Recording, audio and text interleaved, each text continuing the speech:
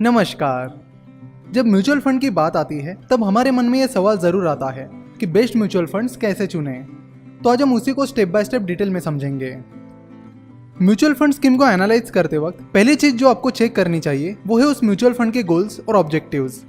हर mutual fund scheme की एक offer document होती है। ऑफर डॉक्यूमेंट में उस म्यूचुअल फंड स्कीम के गोल्स और ऑब्जेक्टिव्स दिए होते हैं। किसी भी म्यूचुअल फंड स्कीम की ऑफर डॉक्यूमेंट आपको उस म्यूचुअल फंड की वेबसाइट पर मिल जाएगी, या आप गूगल पर उस म्यूचुअल फंड स्कीम का नाम और उसके आगे ऑफर डॉक्यूमेंट लिखते हो तो आपको उसके ऑफर डॉक्यूमेंट की लिंक मिल जाएगी।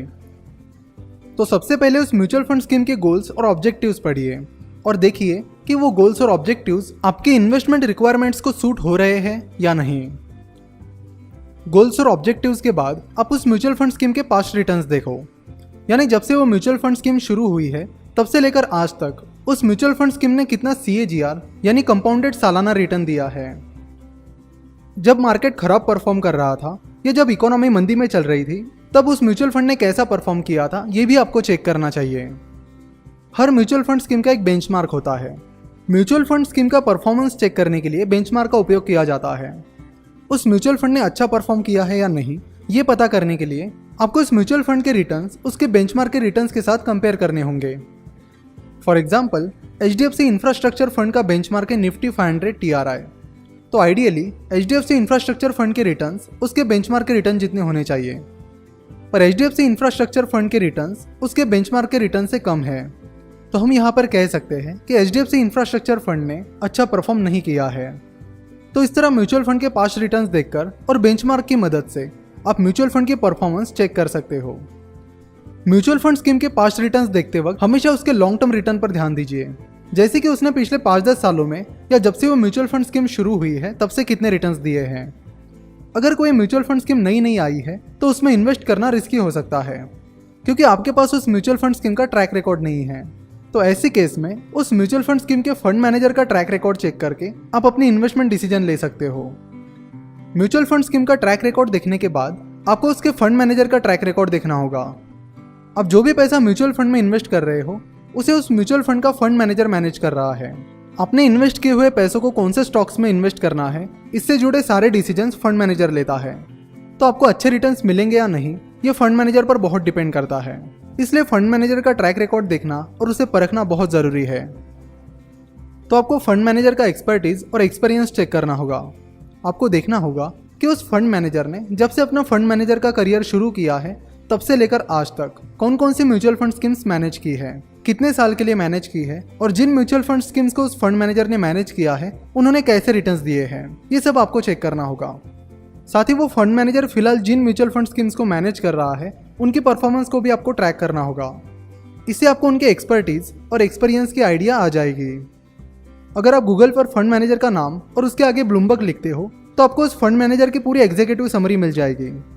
सिमिलरली, अगर आप गूगल पर फंड मैनेजर का नाम और उसके आगे फंड लिखकर सर्च करते हो तो रिजल्ट में आपको पहली लिंक मनी कंट्रोल की मिल जाएगी। उस पर क्लिक करने पर आपको वो फंड मैनेजर कौन कौन से स्कीम्स मैनेज कर रहे हैं इसकी जानकारी मिल जाएगी।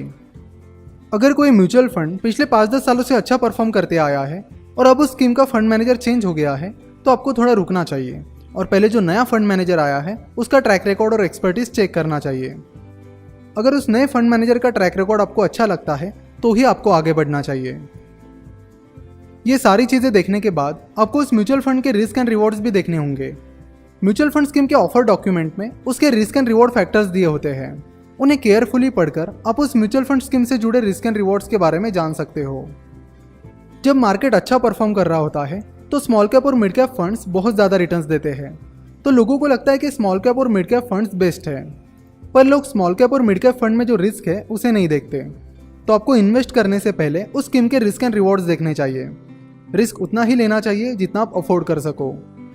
बेशक small and mid cap funds जब मार्केट अच्छा परफॉर्म कर रहा होता है तो बहुत ज़्यादा रिटर्न्स देते हैं, पर उनमें रिस्क भी ज़्यादा होता है, तो उसे भी आपको देखना चाहिए। साथ ही आपको उस म्यूचुअल फंड के बेसिक फैक्ट्स यानी उसके बेसिक डिटेल्स और होल्डिंग्स यानी उस म्यूचुअल फंड स्कीम ने कौन से स्टॉक्स में इन्वेस्ट किया है ये भी चेक करना चाहिए। फंड की होल्डिंग और बेसिक डिटेल्स आप grow.in पर जाकर उस म्यूचुअल फंड स्कीम का नाम सर्च करके देख सकते हो। नाउ अब ये सारा एनालिसिस करने के बाद अगर आपको कोई म्यूचुअल फंड स्कीम अच्छी लगती है तो उसमें इन्वेस्ट करने से पहले ये 2 चीज़ें आपको ज़रूर चेक करनी चाहिए। पहला है एक्सपेंस रेशो। आपका पैसा मैनेज करने के बदले में म्यूचुअल फंड कुछ फीस चार्ज करते हैं और ये फीस एक्सपेंस रेशो में शामिल होती है। एक्सपेंस रेशो सालाना चार्ज किया जाता है। अगर किसी म्यूचुअल फंड स्कीम का एक्सपेंस रेशो 2% है तो उसका मतलब है कि आप जितनी इन्वेस्टमेंट कर रहे हो उसका 2% हर साल उस म्यूचुअल फंड कंपनी को जाएगा। अगर आप 1 लाख रुपए म्यूचुअल फंड में इन्वेस्ट कर रहे हो तो उसका 2% यानी 2000 रुपए हर साल म्यूचुअल फंड कंपनी काट लेगी। अब किसी म्यूचुअल फंड स्कीम का एक्सपेंस रेशो कम है या ज़्यादा ये कैसे पहचानें? उसके लिए आपको उस म्यूचुअल फंड के एक्सपेंस रेशो को उसी टाइप के बाकी म्यूचुअल फंड स्कीम्स के एक्सपेंस रेशो के साथ कंपेयर करना होगा। For example SBI blue chip fund ये एक लार्ज कैप म्यूचुअल फंड है जिसका एक्सपेंस रेशो 1.15% है और बाकी लार्ज कैप म्यूचुअल फंड्स की एक्सपेंस रेशो कुछ इस तरह है। तो यहाँ से हमें पता चलता है कि SBI ब्लू चिप का एक्सपेंस रेशो ठीक है। DSP BlackRock mid cap fund ये एक मिड कैप म्यूचुअल फंड है जिसका एक्सपेंस रेशो है 1.63% और बाकी मिड कैप म्यूचुअल फंड्स के एक्सपेंस रेशो कुछ इस तरह है। तो यहाँ से हमें पता चलता है कि DSP BlackRock mid cap fund का एक्सपेंस रेशो थोड़ा ज़्यादा है। अगर किसी म्यूचुअल फंड स्कीम का एक्सपेंस रेशो ज़्यादा है और उसका परफॉर्मेंस उसी टाइप के बाकी स्कीम से बेहतर है तो ऐसे स्कीम्स के लिए ज़्यादा एक्सपेंस रेशो देने में कोई प्रॉब्लम नहीं है। दूसरी बात जो आपको म्यूचुअल फंड में इन्वेस्ट करने से पहले ध्यान में रखनी चाहिए वो है उस म्यूचुअल फंड स्कीम का प्लान। म्यूचुअल फंड में इन्वेस्ट करने के 2 तरीके होते हैं। पहला है रेगुलर प्लान यानी म्यूचुअल फंड डिस्ट्रीब्यूटर के जरिए इन्वेस्ट करना और दूसरा है डायरेक्ट प्लान यानी सीधे म्यूचुअल फंड कंपनी से खरीदना। अगर आप किसी म्यूचुअल फंड के रेगुलर प्लान के जरिए इन्वेस्ट करते हो यानी डिस्ट्रीब्यूटर के जरिए म्यूचुअल फंड खरीदते हो तो उसके लिए डिस्ट्रीब्यूटर आपसे कुछ कमीशन लेते हैं और ये कमीशन वो डायरेक्टली आपसे नहीं लेते हैं। वो कमीशन उस म्यूचुअल फंड स्कीम के एक्सपेंस रेशो में एडजस्ट किया जाता है और फिर म्यूचुअल फंड चलाने वाली कंपनी जिसे एसेट मैनेजमेंट कंपनी कहते हैं वो बाद में डिस्ट्रीब्यूटर को उसका कमीशन देती है। वही डायरेक्ट प्लान में आपको किसी को कमीशन नहीं देना होता, इसलिए डायरेक्ट प्लान का एक्सपेंस रेशो रेगुलर प्लान के एक्सपेंस रेशो से कम होता है। HDFC mid cap opportunities fund के रेगुलर प्लान का एक्सपेंस रेशो 1.99% है और उसके डायरेक्ट प्लान का एक्सपेंस रेशो 0.91% है। तो यहाँ पर रेगुलर प्लान और डायरेक्ट प्लान के एक्सपेंस रेशो के बीच 1% से भी ज़्यादा डिफरेंस है। देखने में तो ये डिफरेंस आपको शायद कम लग रहा होगा पर लॉन्ग टर्म में कंपाउंडिंग के कारण इसका इफेक्ट बहुत बड़ा हो जाता है। इसलिए डायरेक्ट प्लान के जरिए म्यूचुअल फंड में इन्वेस्ट करना ही बेहतर ऑप्शन है। आप grow.in इस वेबसाइट के जरिए या ग्रो इस मोबाइल ऐप के जरिए म्यूचुअल फंड के डायरेक्ट प्लान में इन्वेस्ट कर सकते हो। ये बहुत ही सिंपल ऐप है। और एक चीज़ जिस पर आपको ध्यान देना चाहिए वो है एग्जिट लोड। अगर आप इक्विटी म्यूचुअल फंड्स के यूनिट्स 1 साल के पहले बेच देते हो तो बहुत सारे म्यूचुअल फंड्स एग्जिट लोड लगाते हैं। एग्जिट लोड यूजुअली 0.5% to 2% का फाइन होता है, तो एग्जिट लोड पर भी आपका ध्यान होना चाहिए।